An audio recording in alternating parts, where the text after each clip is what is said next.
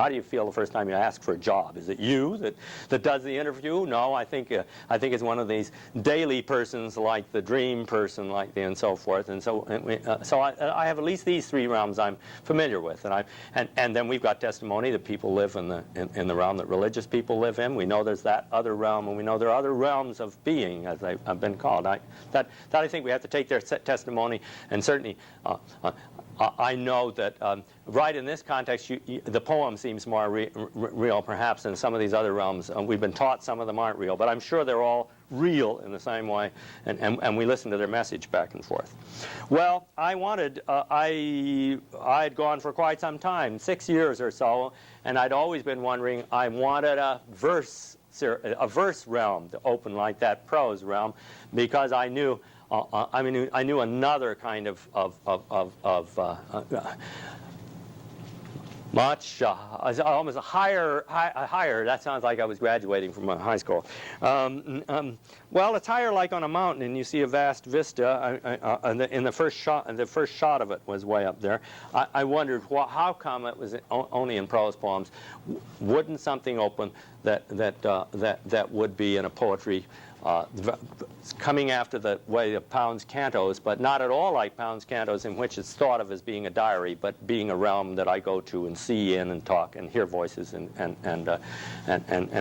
have instructions myself. Okay, and so a poem called Passages began. Now, in my mind, right away, they were called passages, and I related that to an idea that had been very early in anthropology called a rite du passage, and Van Gennep had proposed, that what they were looking at in most religions were rites in which man made spiritual passage from one being to another. I was certainly fascinated as a child.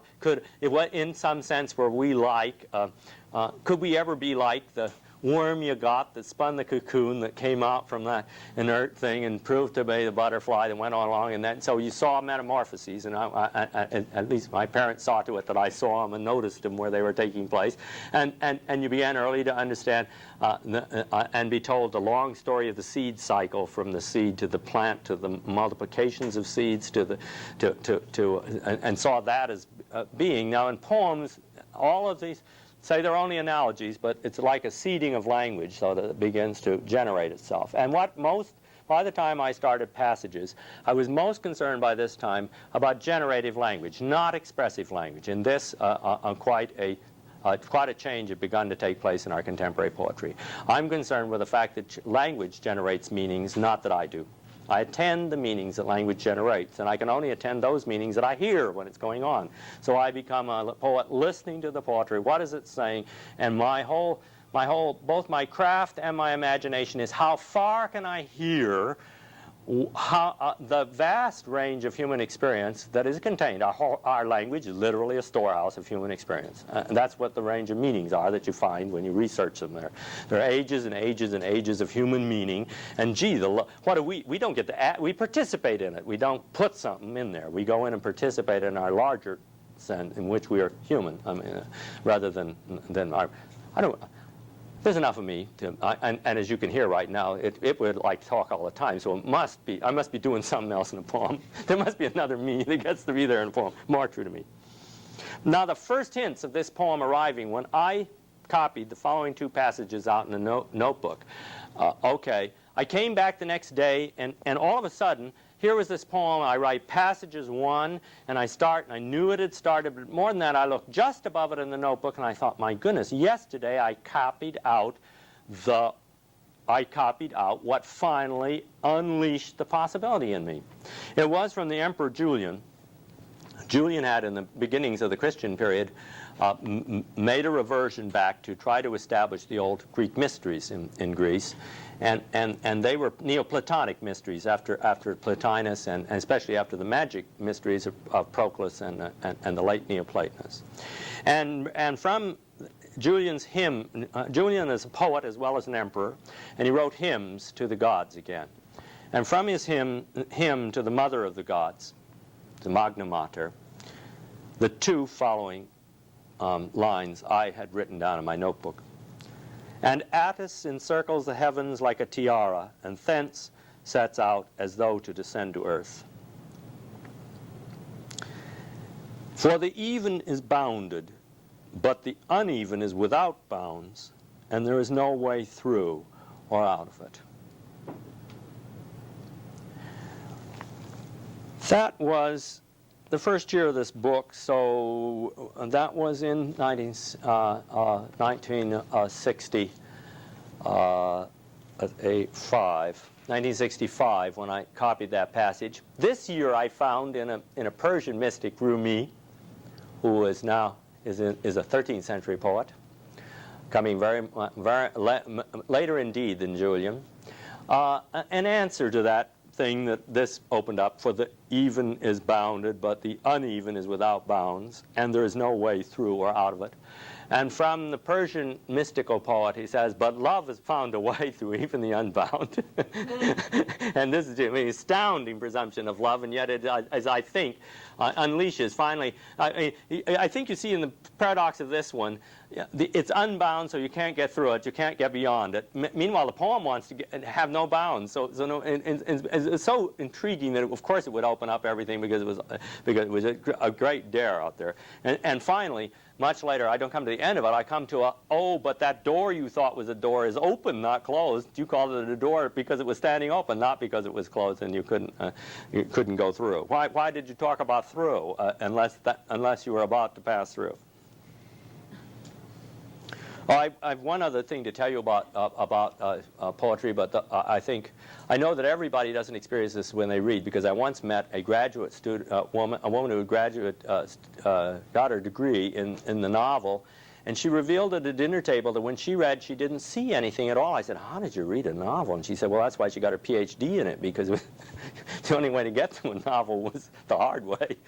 But I mean, my whole idea of writing is like a movie. When I'm writing, I can barely keep up with what's going on, and so one of the great things about being in a poem is nobody does a widescreen movie like The World That Opens Up. And especially, I remember, because I'll read you the first one, is the exhilaration when this thing started. I didn't have it. The title, by the way, the title for the opening ones came later, and then the titles become very much part of it in the sequence of passages.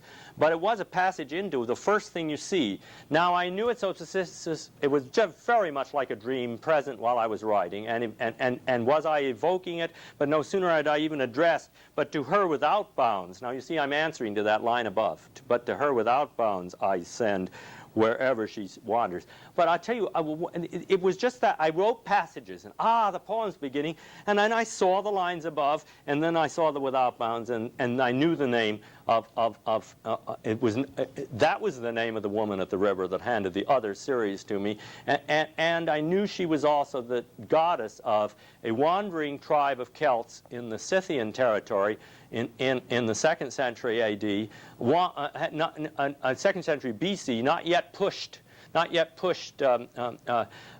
south and west. This is like a reincarnation thing by the Germans arriving and the Mongols behind them, and that my mind was like this thing that we've never been able to locate in history. There are remnants of something called a Celtic Empire. You couldn't find it because they're wandering all over the place like I do when I talk, and so no wonder it's got the title it has, and now we'll go with it, huh? Okay. Tribal memories. And to her without bounds I send, wherever she wanders, by what campfire at evening, among tribes setting each the city where we, her people, are at the end of a day's reaches. Here the eternal lamps lit, here the wavering human sparks of heat and light glimmer, go out, and reappear. For this is the company of the living, and the poet's voice speaks from no crevice in the ground between mid-earth and underworld, breathing fumes of what is deadly to know, news larvae in tombs and twists of time to feed upon. But from the hearthstone, the lamp light, the heart of the matter where the house is held. Yet here, the warning light at the edge of town. The city will go out in time, will go out into time, hiding even its embers, and we were scattered throughout the countries and times of man. For we took alarm in ourselves. Rumors of the enemy spread among the feathers of the wing that covered us. Mnemosyne they named her, the mother with the whispering feathered wings.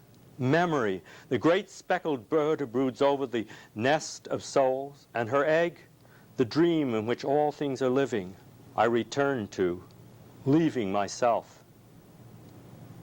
I am beside myself with the thought of the one in the world egg, enclosed in a shell of murmurings. Rhymed round, sound-chambered child. It's that first. The fourth going to be bursts into green as the spring winds blow watery from the south and the sun returns north. He hides fire among words in his mouth and comes racing out of the zone of dark and storm toward us. I sleep in the afternoon, retreating from work, reading and dropping away from the reading, as if I were only a seed of myself, unawakened, unwilling to sleep or wake.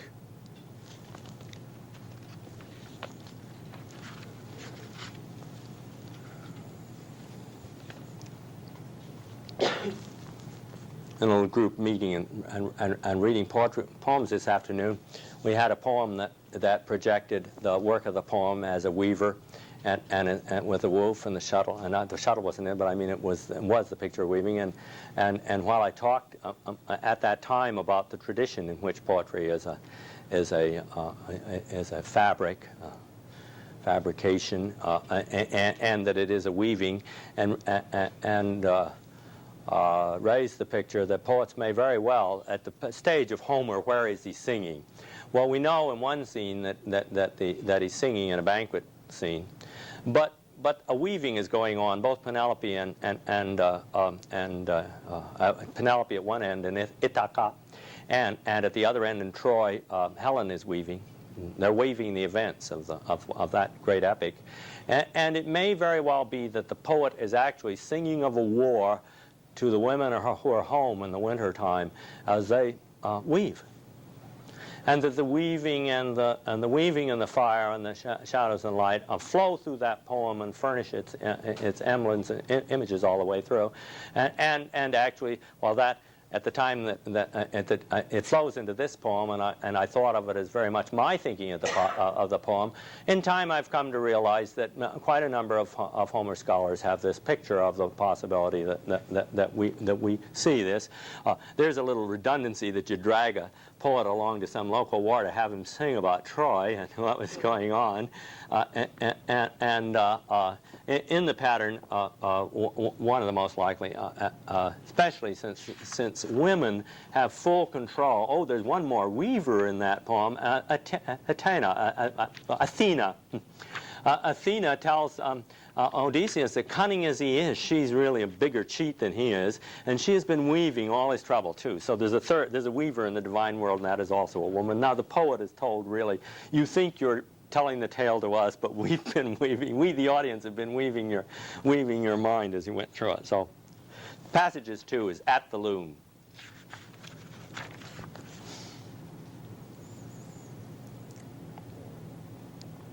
A cat's purr in the whirr, thick of Kirke's loom in pounds cantos. I heard a song of that kind. My mind is shuttle among set strings of the music, lets a weft of dream grow in the daytime, an increment of associations, luminous, soft threads, the thrown glamour, crossing and recrossing, the twisted sinews underlying the work. Back of the images, the few chords that bind meaning in the word flow, the rivering web rises among wits and senses, gathering the wool into its full cloth. The secret, it's hid and it's showing forth.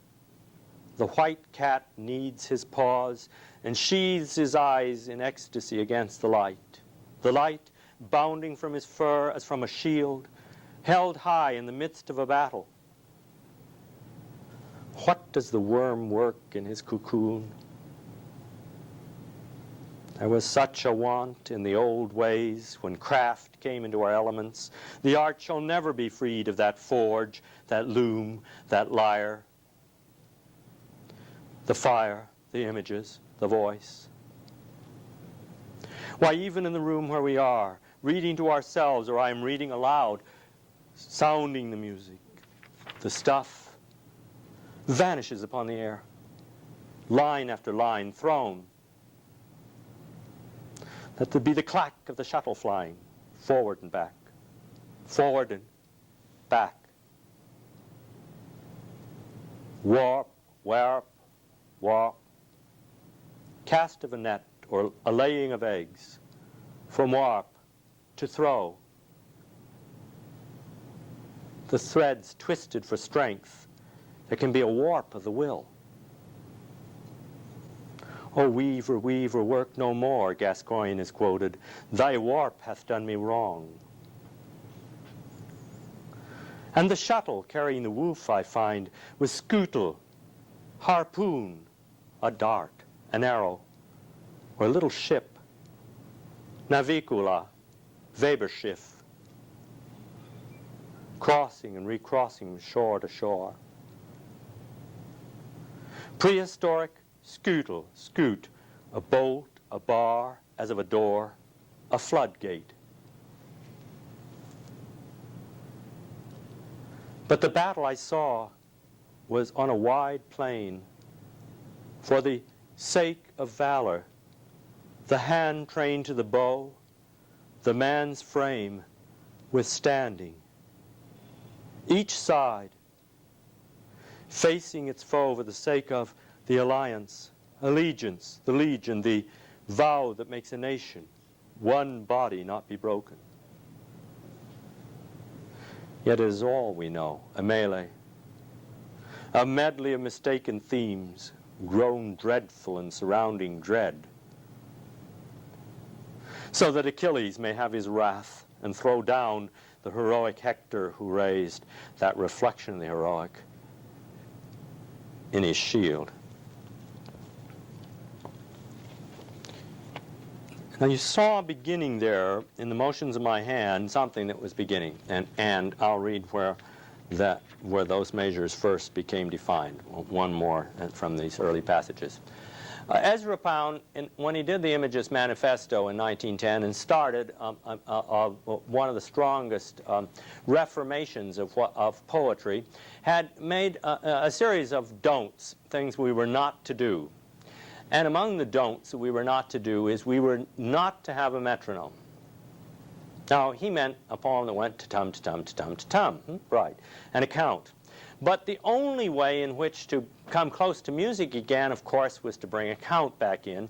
And I particularly wanted to do something that I'd heard taking place in Webern's music and then in a considerable amount of modern music, and that are certain kinds of syncopation where there were counted silences. I always wondered, when you move from one stanza of a poem to another stanza, how come that was meaningless, that move? You just moved to a new argument area, I guess. And the poem just went straight through. But to get close with some of the things that were possible in music, we had to begin to make all intervals between lines meaningful. Well, you heard the beginning of a count in those very first passages. And I had yet defined, but I knew that the silences you began to hear between lines. In order to have a count between stanzas, I had to have a count in a line and be aware of whether it was 2 or 4 or 3 or 5.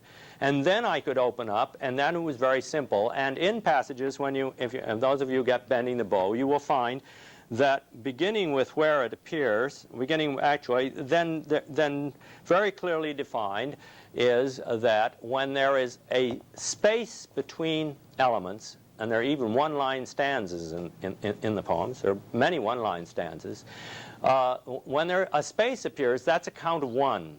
When 2 spaces appear, then that's a count of 2. When 3 spaces appear, that's a count of 3. but it is, a lot of it has to do with my feeling of how much it is recognizable, and I change tempo all the time. So sometimes when I want it to be really felt and feel that the audience, you get, it's a relationship, not a count. So that's sometimes 2, 4, and 6 along with it, but the proportions are kept.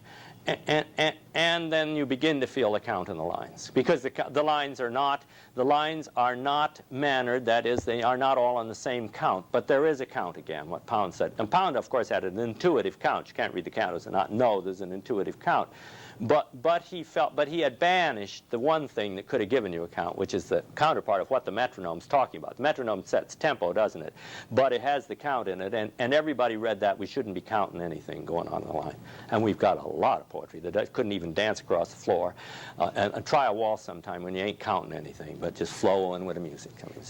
Well, with no music, by the way, flowing to the other drum. Well, that was a drum that Thoreau talked about, and there was a count over there. But well, a lot of people did flowing. I'm into that. I'm not doing that. Okay.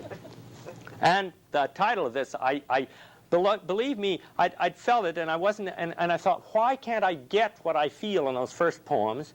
And I thought about it, and then I thought, well, I know one thing.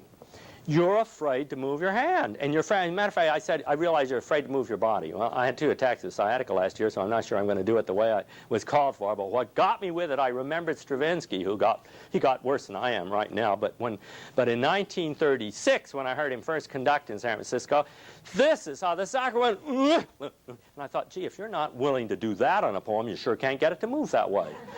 Not on your life could you get it to move unless you're really, and we were all sitting there reading poems, like, flower in the cranny wall. That's not how they did it in that day, but that's the way we were trying to do it. We'd be very polite, and people listening were very polite, very quiet, unless they were throwing things at you. There was nothing in between you could do. Okay, I love it. I love the idea, except you all got chairs, but it would be really marvelous to have it in a gym with everybody moving around, moving in and out and hearing it, and moving while it's going on, and so the movement flows everywhere and breaking up into other movements. Okay, and so where it appears, I wrote in that notebook.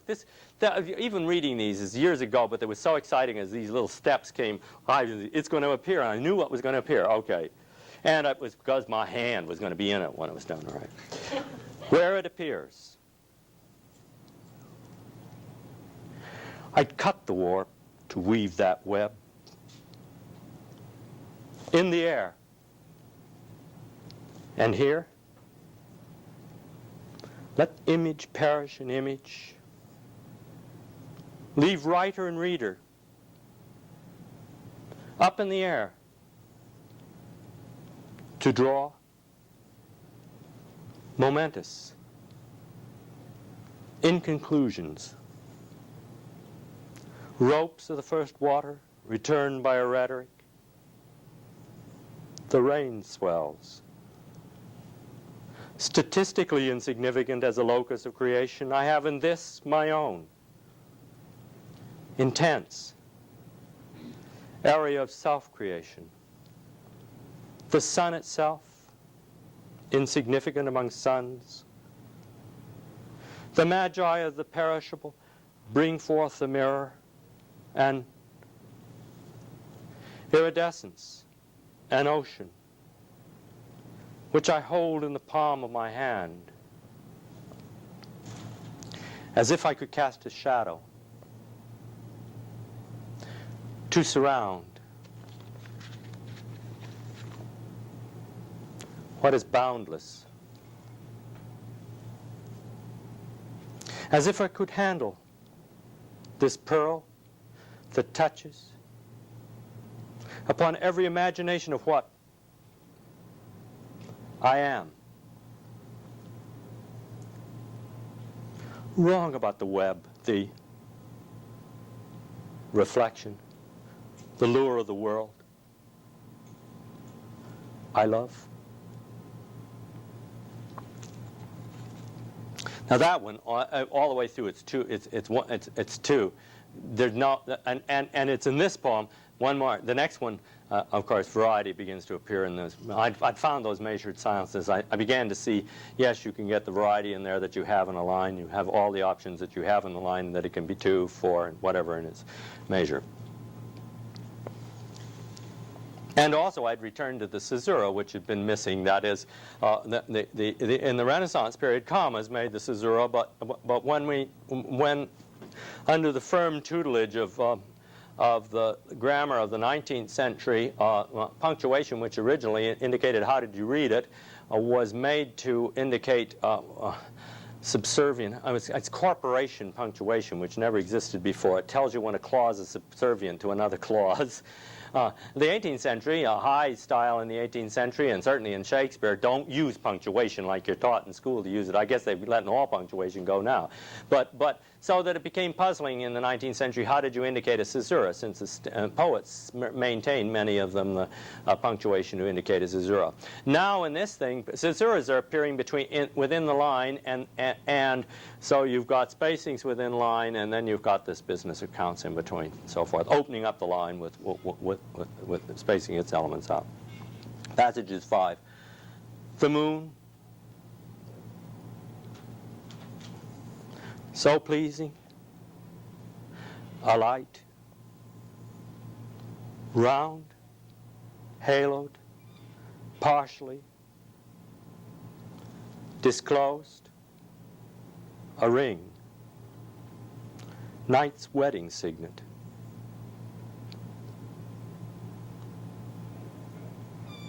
Maybe a great lady drawing her tide skirts up in whirls and loosening to the gilt shore margins of her sea robes, or he, his consent, releasing dreams, the dazzling path remaining, over the waves, a lord too, lunar moth king, Oberon, gleaming amidst clouds. From what source? The light of their faces, the light of their eyes, the dark glance that illumines, the kindling look, as if over the shimmer of the lake, his flesh radiant.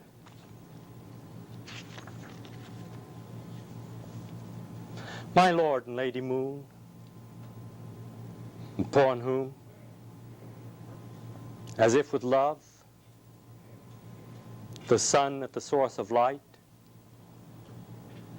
reflects, lifted, Mount Shasta in snowy reverie, floats.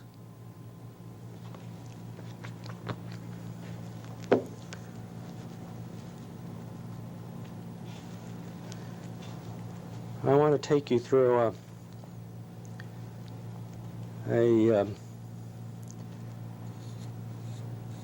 oh, there's one more poem I'll read from Benny the Bow that was requested, and that's a poem, My Mother Would Be a Falconess. And people keep asking, why don't I write good poems like that all the time? Well, this one landed on top of me, so I'd never be able to do it myself, is the only answer to it.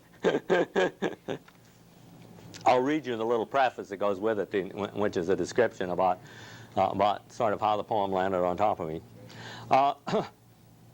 I practice the Celtic, well, that sounds like it belonged to witch cult, but the witches were not the only ones who practiced the Celtic holidays. And one of the strange practices of that is that I have usually had a Lammas poem. Oh, of course, as I practice Christmas and Easter, major Christian holidays, the ones that have to do with Christ's passion, I also practice.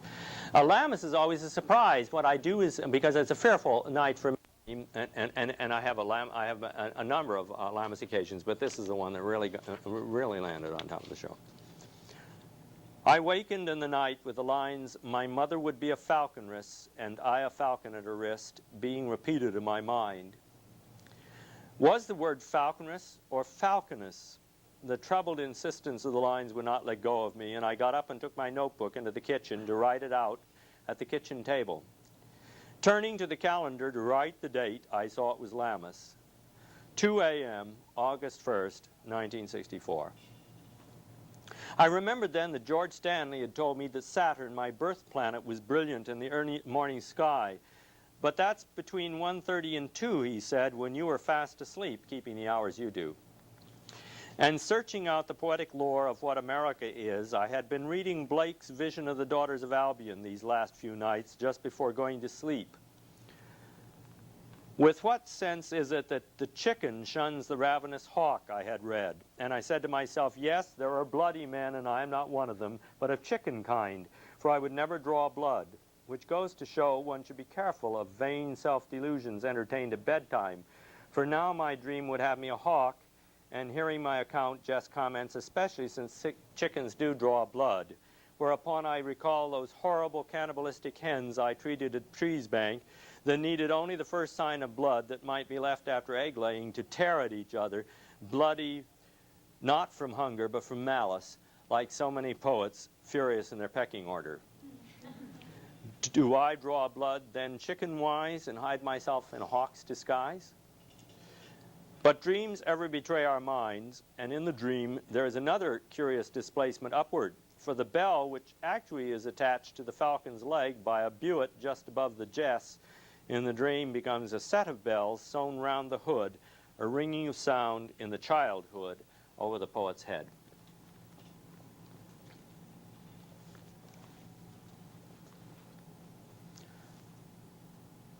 My mother would be a falconress.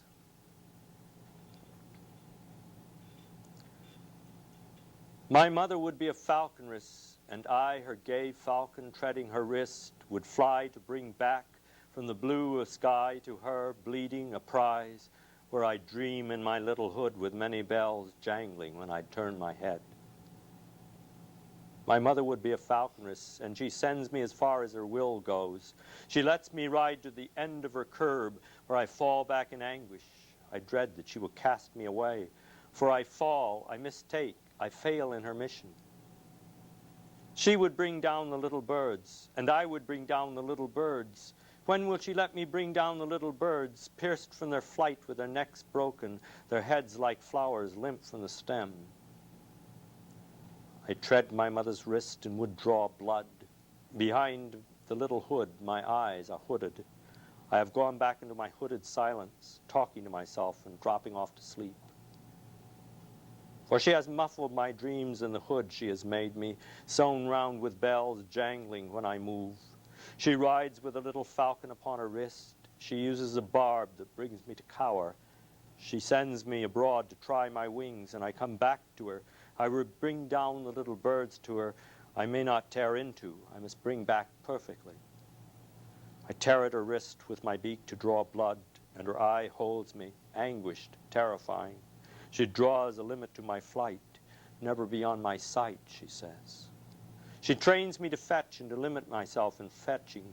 She rewards me with meat for my dinner, but I must never eat what she sends me to bring her.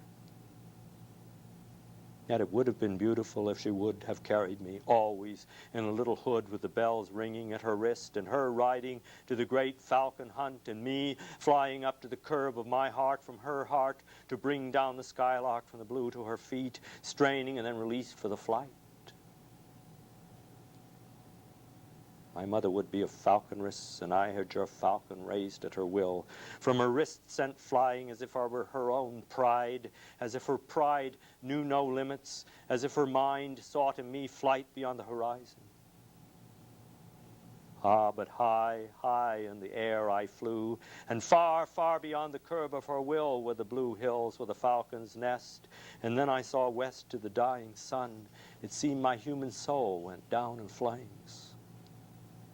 I tore at her wrist at the hold she had for me until the blood ran hot, and I heard her cry out, far, far beyond the curve of her will.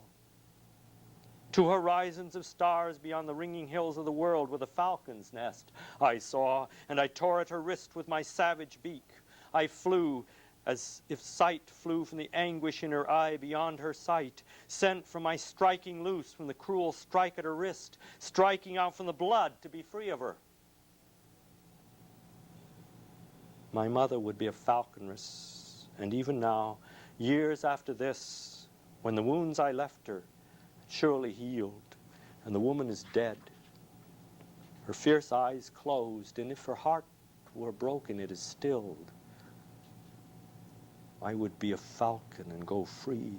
I'd tread her wrist and wear the hood, talking to myself, and would draw blood.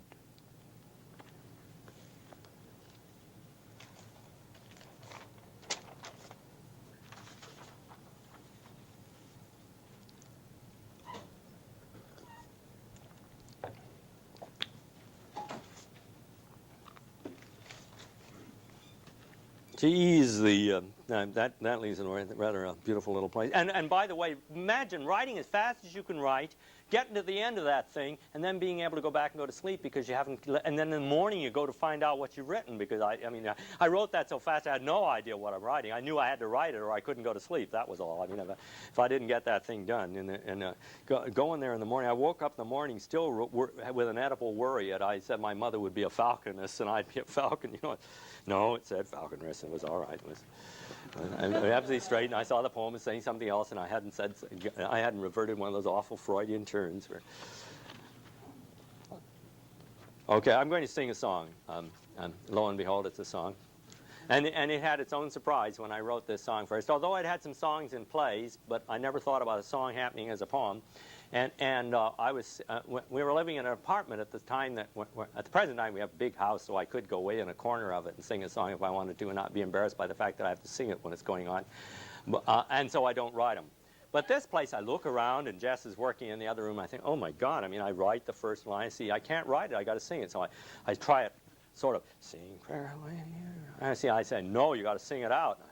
Oh, God, I start in. And as always with stanzas, they're irregular with me. They've got a kind of, my songs are not very adventurous, and they refer to a brief period when everybody at high school that I liked was going to a Methodist Sunday school. So I went to a Methodist Sunday school. And as you will hear of the voice, at family sings, long before that, they said, Robert, if you'll just make like you're singing, it'll all come out much better. And at Sunday school, the same message seemed to carry across in a way. I want to sing out this.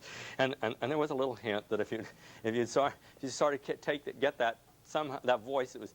But I'm all singing all alone, so I'm not in a family sing. Our friendly musical illiterate, at least I knew when I was sitting in that room that no one expects a poet really to have a voice like Joan Baez, do they? I mean, you don't really expect that. Or like Bob Dylan, who is a poet and sings. You don't ask that, certainly not of an august poet like myself. So I got my own crazy kind of voice, okay? A song of the old order.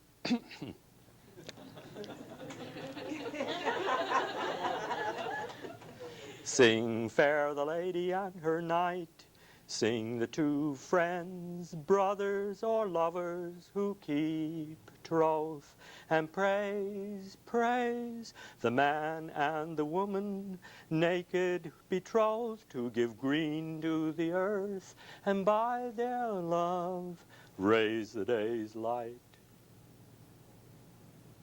These things we sing fair from the earliest time, burnt leaf of November and green of May, the change of the year, the rounds of the moon, we sing in our measures and return with our rhyme. For Our Lady waxeth and waneth, Joan grows sullen and Joan delights, burnt leaf of November and green of May. These things we number among our delights, burnt leaf of November and green of May. The replenishing work and play we devote to the troth we keep with the source of light, that is right, as the stars in the courses bind the dark. For our Lord has awakened our hearts. John has known grief and John's known joy, burnt leaf of November and green of May. Know you your Father that gave you your name, burnt leaf of November and green of May. Oh, show me my brother by night and by day, for the way I go is by your side, the dance whose figures may measure man's pride. For the Lord has redeemed the abyss. He gave the new law. He suffered the kiss. Burnt leaf of November and green of May. These things we adore, the bindings of law, burnt leaf of November and green of May, that gives us new courage, that gave us to love, one in whose likeness we discover the day. For Our Lady gives and returns us. She teaches all and she hides the key. Burnt leaf of November and green of May. Sing, fair the lady and her knight. Sing the two friends, brothers or lovers who keep troth. And praise, praise the man and the woman, naked betrothed, to give green to the earth, and by their love raise the day's light.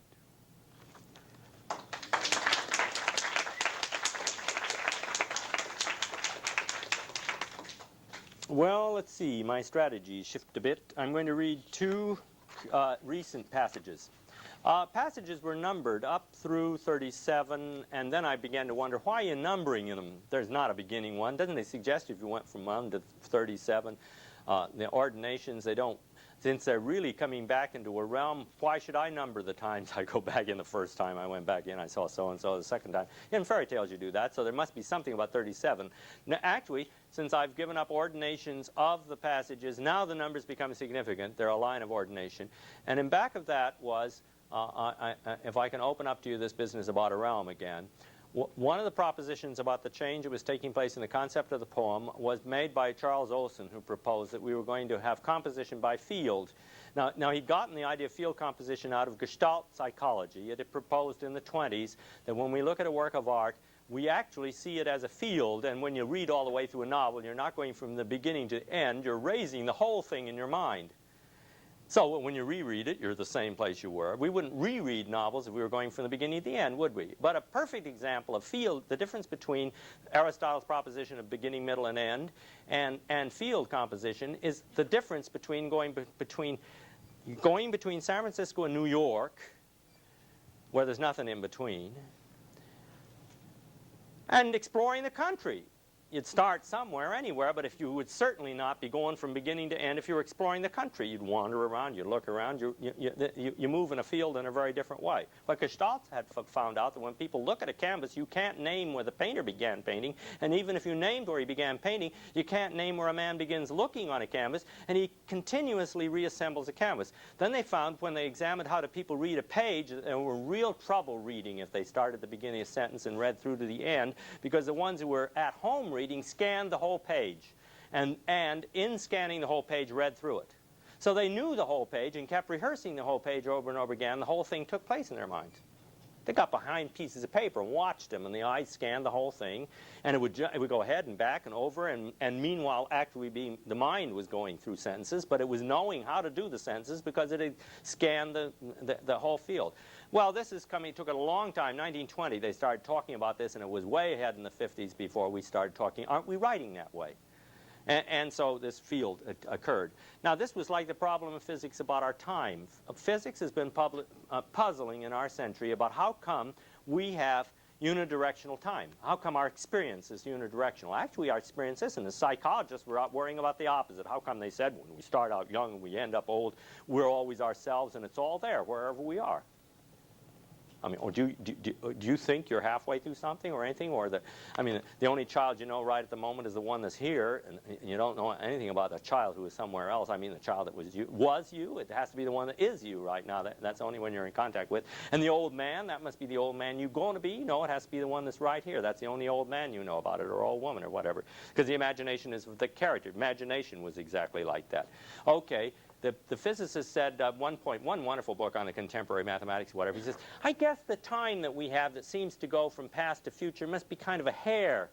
swimming in a sea. You know, the hair has only one dimension. The only thing that can possibly be going from past to future is a single dimensional, the edge of a single line on a piece of paper. But even that, if you took a microscope and saw it enlarged, it would cease to be have a beginning and end. It would be that table doesn't have a beginning and end. There's no sense to that table having the surface. Once it's a plane and not a line, it has no beginning and end. And certainly, if it had three-dimensional, you try to find the beginning of a cube or of a globe. You couldn't, except arbitrarily. And that's the realm that we're talking about. So, okay, my first 37 passages are just an arbitrary impression of mine when venturing into a realm that's actually three-dimensional, that because I ventured in there, that must be the beginning. It can't be the beginning of the realm I knew.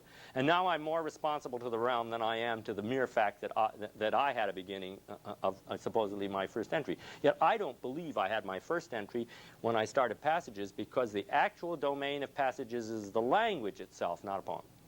That's where it has its form. And of course, I didn't enter the language. I entered the language when I was surrounded by the language when I first came to consciousness. They were talking all over the room, and soon I was going to get to talk all over the room. People be quiet and listen. How wonderful. Okay. So here we go. We're back. And we're in very much later passages, and there are two of them that came after having 2 attacks of sciatica and a considerable life depression, because I'd also seen a picture of what my spine looks like. My stomach muscles are holding me up because there's nothing going in there that can be doing it at the present round, or ought to be doing it at least. In September, my mind returned. I returned to my body of thought, as the Gestalt, as Kohler would call it. We have a series of bodies. And I really am bored with I sort of love be in my physical body, but I loathe it to have to be checking out how am I standing, am I going to get in trouble, am I doing it right, or something like this, because I want to return to this zany body of thought which floats all over the place and gets into trouble, of course. It can't stop when it's excited about, am I excited the wrong way? All right. I started to write on a poetics, and I started with Aristotle, and the first thing I found was Aristotle was putting Homer is a poet, but Empedocles is not a poet. Homer is entertaining, and Empedocles is a philosopher. Then I find by looking up Empedocles as a philosopher that Aristotle tells us he's not a philosopher, no way, because when Aristotle listens to Empedocles read aloud, the thought is arising from rhyme and rhythm, not from logic, and the rhythm puts Aristotle, our happy Aristotle, to sleep. Aristotle's disposition to poetry is rather rocky, but he established in our minds that if a poem's just frivolous enough, I don't know why he thought Homer was frivolous, he does tell us he lied, so did Plato tell us he lied, then it's real poetry. It's just poetry, nothing big like. But if it looks like his philosophy, like Empedocles, when he's talking about the universe, is talking about things you couldn't know unless you were making them up, because they didn't. Lo and behold, our contemporary science, when out of its mathematics is imagining how the universe begins, they don't get to put that under a microscope and check it off. So they're making it up. I mean, that's our pure poetry. Our pure poetry today is written by Einstein and Schrodinger, and compared with that, us reciting poems is nothing. I mean, that's where the poetry is today. That's where the universe is being made up, like the myths were. Those are our myths. So that was where Empedocles was. And so I went back then. Suddenly, as I'm writing and turning this and beginning to write a text of poetics, uncovering what was the beginning here and what had happened at that, Empedocles, I come into problems in Empedocles, and passages starts again. So the first one is Empedoclean Reveries. Empedoclean Reveries. Dread love that remorseless Aphrodite raises to drive home her offended power, I've been your battlefield, where lovely hate alone men call Kakaierides defended me. Contending there ever with would-be overpowering adhesion, severing the bond, dispelling the word Eros demands, keeping the heart of things at loose ends. I have tamed the lion roar. It will no longer use me. Orlando Felix, my little household relative of the lion, I will remember to pet you. Death takes his time with us. Long the sexual uproar dies away in me. lighting a cigarette, coming to ourselves from long ago, ceremonies of burning and smoking. I have burned the lion in his own fire. The lioness rages in the hunting field far from where we are. Because of what we love, we are increasingly at war. That sphere of all attractions draws us from what we are.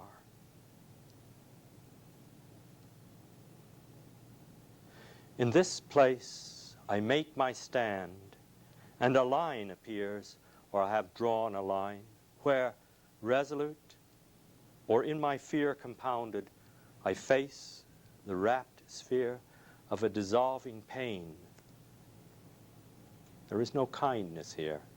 No one I would draw into this.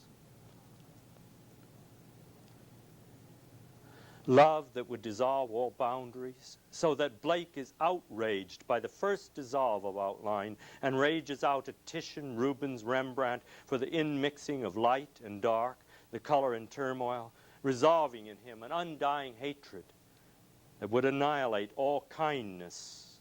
Not like him, not his kind I am to be, being isolate. Even wiving must offend. Don't wife me, you arouse that animus, the wrathful knight who upholds the honor of the lady Anima, her token, her handkerchief to be stolen by her handmaiden, her confidence. Bridles at the touch, in touch, music. The wedding ground of harmony and discordia. Melody ever upon the point of leaving, returning, a turmoil of sound, the center and surrounding. Begins. Love ever contending with hate, hate ever contending with love. Never, I think, shall infinite time be empty to these two, never being the name of what is infinite. In bright confusion, white, the interpresence of all colors, shining back on us, black, taking all back into itself. They never cease their continuous exchange. The eye imitates seeing, particular from particular, cell from cell, searches for what it's thought to see.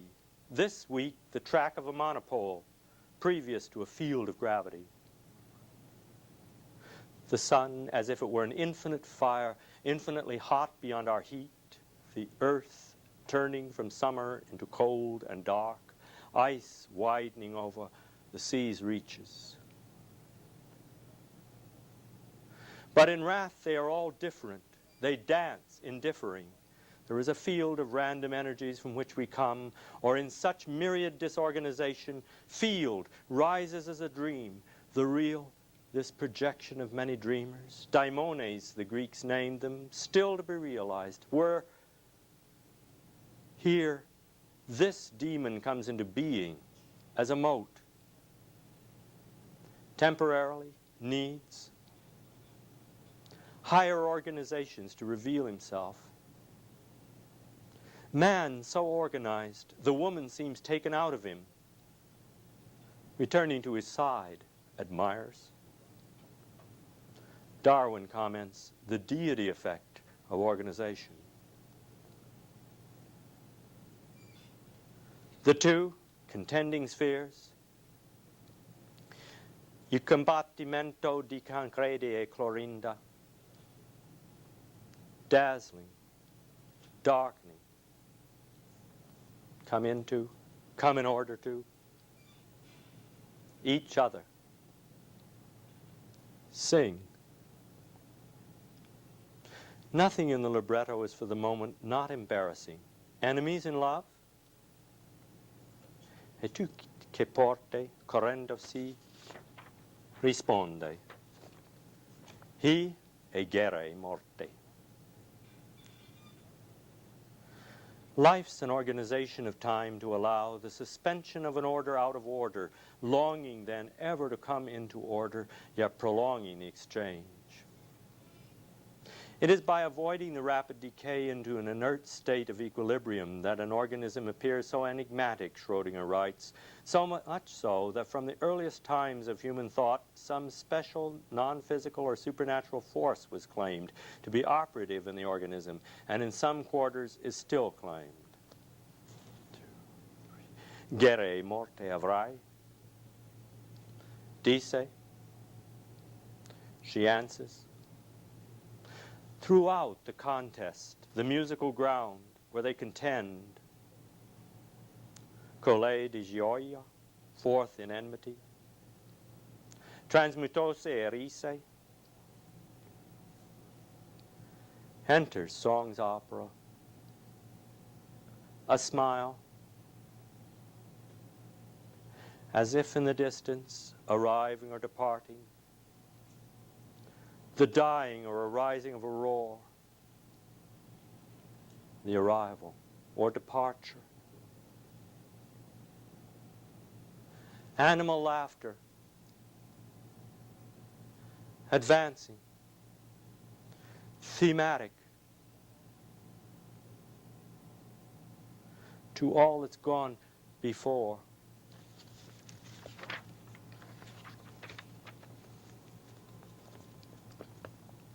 The second passages that followed that arose from the same work on poetics.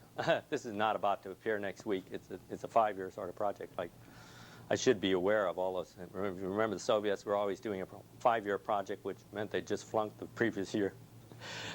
However, imaginary 5-year project and any kind of space of time can be the 5 years. But I gotten into Mallarmé. You just get deeper and deeper in problema of poetry, so this passages arise with the great word that begins Mallarmé's coup de day, which is one of the ancestors of this very possibility in poetry, and it opens jamais. Okay. But along with this, after I finished it, I realized that the entire thing began to move in my mind toward a tribute to one of my superiors in poetry. A master is the ones you learn from, but the superiors are the ones that you have as very near contemporary. So this one's a full 25 years older than I am, who are still alive. This one is Louis Zukofsky. And he had begun in his youth a poem called A, which is a vast musical composition. And his very first proposition about such a musical proposition was a poem called V.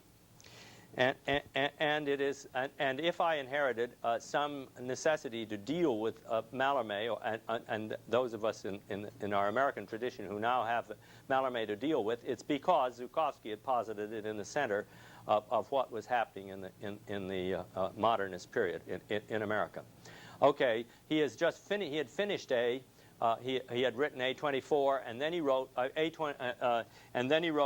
A23 to finish it in his old age. I mean, it extended for a long time. So I went back into the poem and built in the word A, where you will hear it occur, and wrote a dedication, homage to the youthful Zukofsky leading toward his A23. Okay, now that's just so the poem also gets to be an homage, not a memorial, because he's very much alive, but an homage to a superior in the orders of poetry. And it also means they write better than you do, you know. I mean, it means that they write. He done write better than I do. Okay, that's now it's clear. Okay.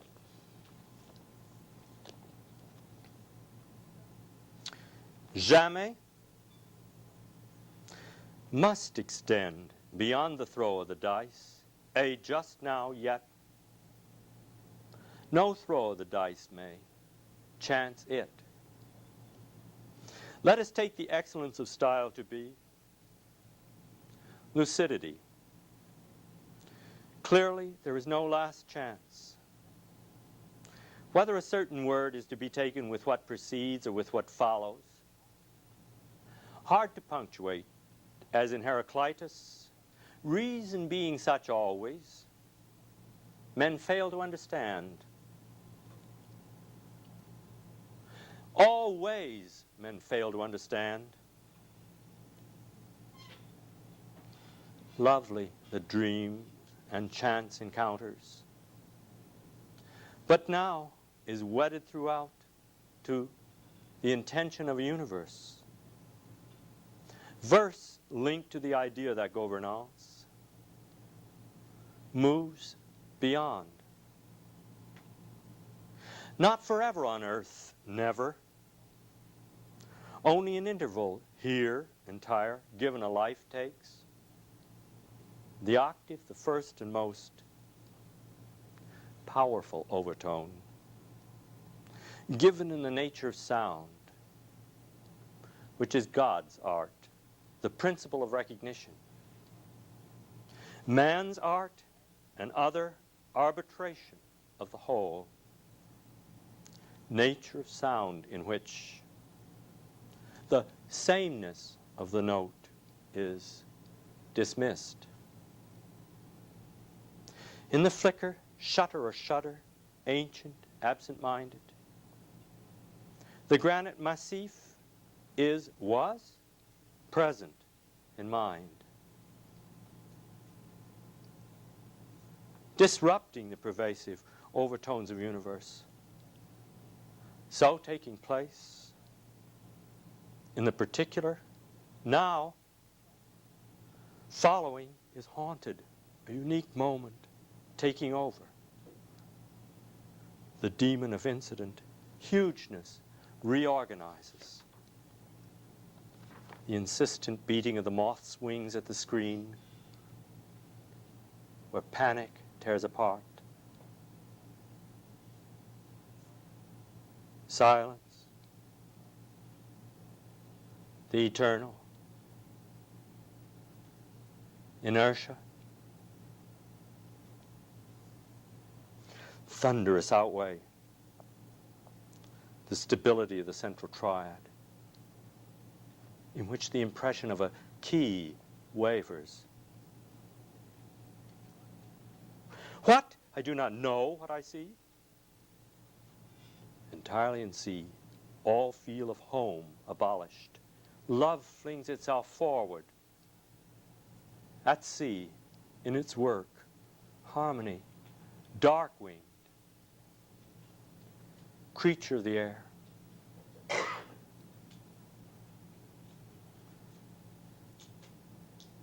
The